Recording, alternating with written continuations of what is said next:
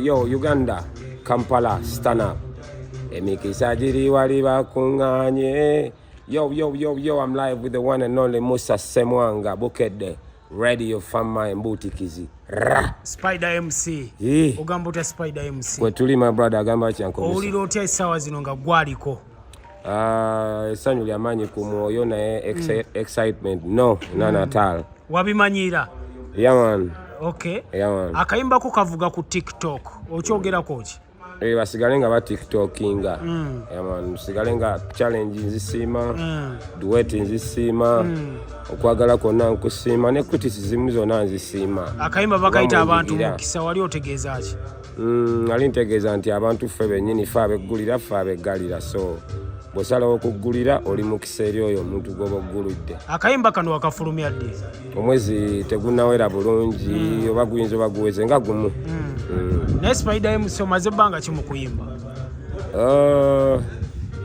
Tubale emyaka nga 18 awo. 18. Okozeeko n'abasajja ba Babaluku. Ani gw'ogamba nti ono yakusinza okuyamba mu ndongo eno? Mu ndongo mbadde neeyamba mwana.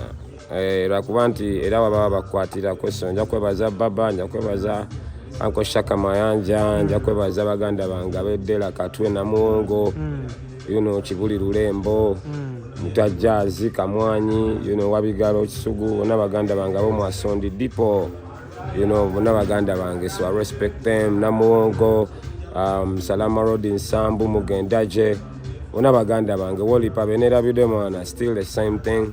Okay. Much love and respect. Performance ko ku festival ane Uganda nyingi ate ezebweru nyumiza festival zokubyeko ebweru. Festival bulan kube nyingi kubana kube atu emyaka nge3 traveling emudi nge3 omwaka so nkubyeko ne Red Bull Festival ze Paris kubyeko ne Roskilde ze Denmark nkubyeko zi Sona Festival ze Barcelona amanyi gali mu ngome eno engalabi kyovola baffe hip hop atuza ku nnono. Okay. Era oli ewunyala kitukozesa ennimi zaffe ye mother tongue n'omuzungu akugamba lwe lulimi oluzaalirano olulimi lwo olukakatako so n'obubonero bwe buno yeŋŋoma yengabo lyefumu obubonero obukulaga nti omufirika waali ali strong and firm so eŋŋoma eno eyantwalamu ebyo bifo byonna.